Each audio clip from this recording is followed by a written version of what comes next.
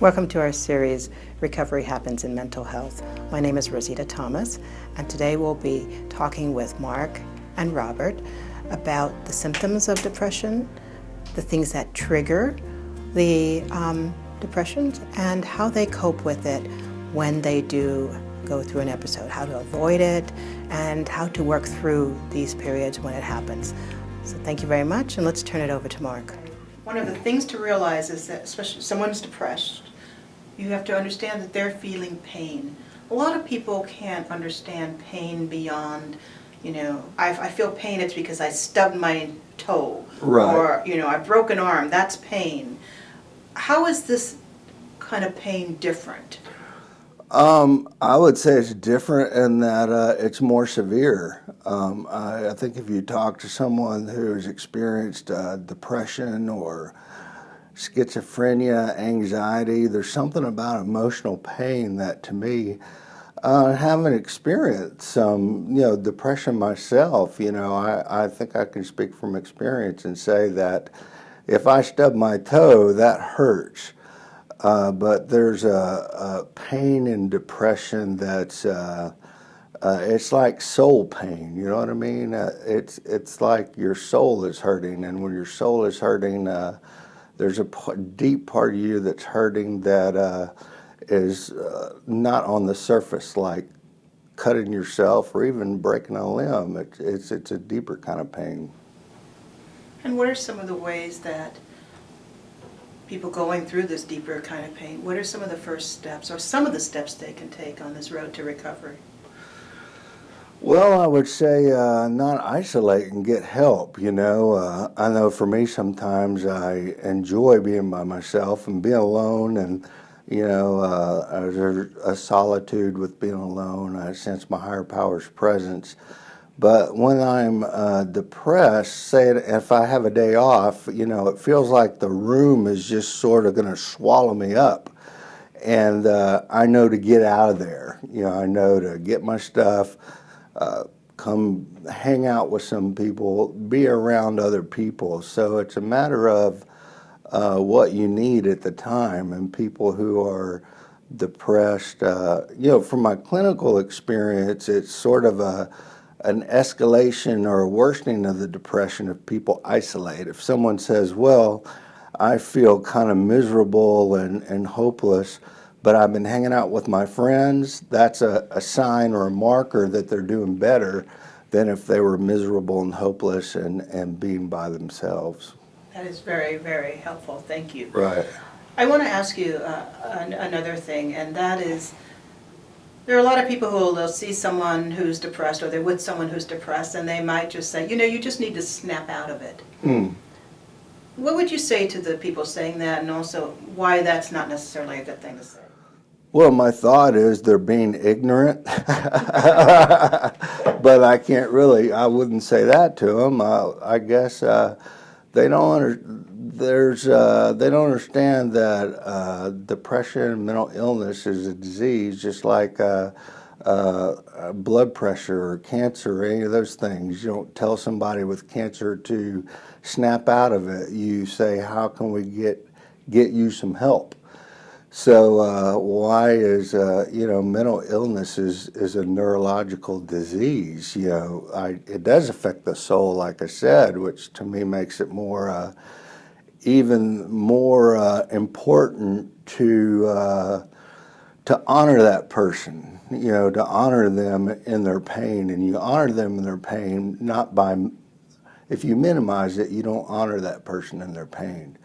So by honoring them, you tread lightly and with compassion, and if you don't, you can cause more damage. What are some things that people could do? Let's say, you have a loved one, you suspect they're depressed. What are some of the small steps you could do to help? It would be helpful just to talk to that person. Depression is sort of it's a conglomerate of symptoms. So if I had a loved one who I was suspecting was depression, I may not say, are you depressed? But I may go down the symptoms in my head, like how are you eating? A depressed person may over or under eat. They will They could be over or under sleeping. They could feel hopeless, but there can be some bodily somatic symptoms that you may not consider. So with the little training I've had, if someone says I feel down, I would start going through that list. How are you sleeping? How are you eating? How's your energy level? You know, and if they express concern on those various things, I've actually given friends the BDI before, Beck Depression Inventory, and it's as objective as you can about whether someone's depressed or not. But it's as simple as going online and taking a little online questionnaire that asks those kind of questions, and then if it comes up that those things are concerns, it would definitely be helpful to seek medical advice. I would say start with your GP, and then if you need to go, sometimes GPs can help prescribe some kind of medication.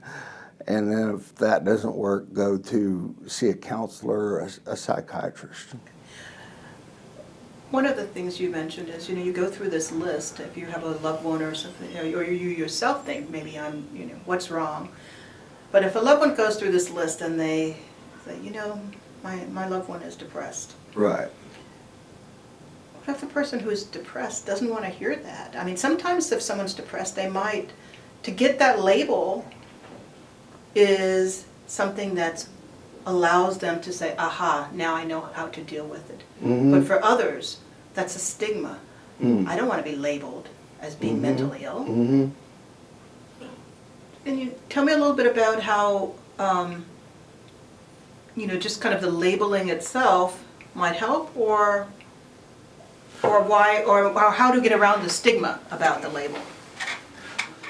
There again, the crass word is ignorance, right? If there's a stigma to depression, then people aren't educated. And if I have a loved one who I suspect is depressed and say I didn't know anything about it, then I would hopefully be concerned and want to learn more about it and think of it as a disease of the body, just like any other disease of the body, and find out what I could do to help that person, how I could help that person.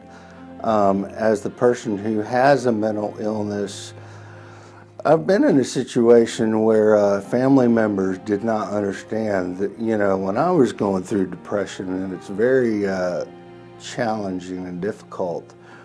You feel isolated, you feel guilty for feeling bad, you feel guilty for trying to get medical help if they are of the mentality of snap out of it, or, well, you tried several different doctors and they didn't work. I actually had to go to several different psychiatrists because for a while my depression was treatment resistant, which meant that I had to work really hard to find an answer. I finally did, but I didn't have much support at home, and that was very difficult to deal with. Thank you, Robert, for coming to talk with us about depression. And today, Robert is going to tell us a little bit about what does it feel like, what are the symptoms, and what are some of the coping skills that you have for dealing with depression. Well, normally my depression comes after a manic episode, whether it's a major manic episode or a normal one, if we can say that. But I noticed that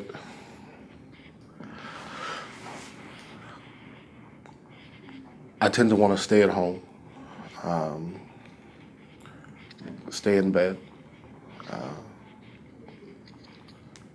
I'm very good at not answering my phone.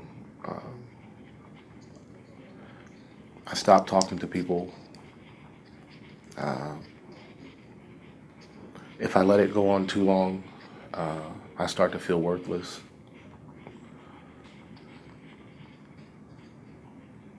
I start to, I don't know, it seems logical to me at the time, but I start to figure out ways to whereas my wife and kids would be better off without me. The people and the friends I know at Trillium would probably be better off.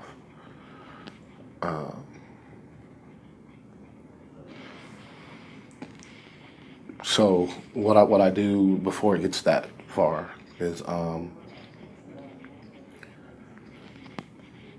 make myself get up.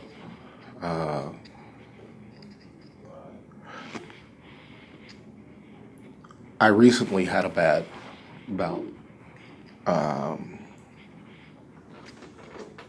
I had to fight. I mean, I really, really had to fight to get dressed. And I live about a half a mile from the bus stop, so that whole way up was a struggle. Trying to figure out ways. I mean, I knew I had to get to the bus stop, but I kept trying to come up with reasons why I should just go back home.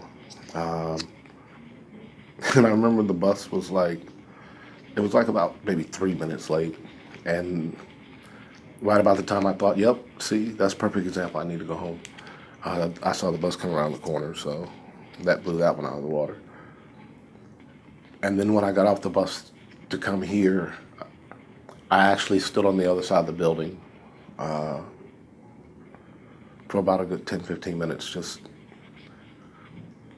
but I knew I had to fight to get here. And that is one of the signs of, one of the work things that you do in recovery, is you recognize the symptoms and you know you have to fight them and you work at them. Yes. And you get through it. So you know now that you can get through it. You know if you're starting to feel in this depressed mode, you know that you have coping skills to get through it. I mean, I remember the last time in the hospital, they gave me a long list of coping skills. And most of those didn't fit with me. What I do, I'll try to listen to music, happy music. I try to watch funny stuff on YouTube. I have to get out of the house. Even if it's just a walk, I have to get out. Most of the time I make sure that I get here to Trillium, get around people, talk to people. I have a great group of people that I consider my support circle, my recovery circle. And I talk to them. 9 times out of 10, I'm in a pretty much of a manic state anyway, so they're pretty quick at picking up if something's wrong. But I guess the main coping skill for me that I use is telling the truth when something's wrong. Because if I don't, it's going to get worse. So,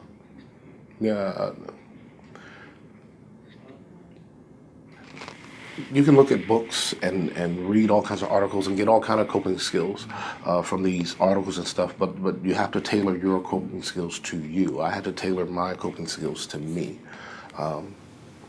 What do you tell someone? Let's say, someone sees their loved one and they know that they're having a very serious episode of depression, and they want to help. They keep going in and saying, let's go for a walk, or let's do this. And the person keeps saying, no, no, no, no, no. What advice do you have for those folks, who are trying to help that person who is in that state at the moment? Well, the first thing I would do is I look at me and think about how, when someone would approach me,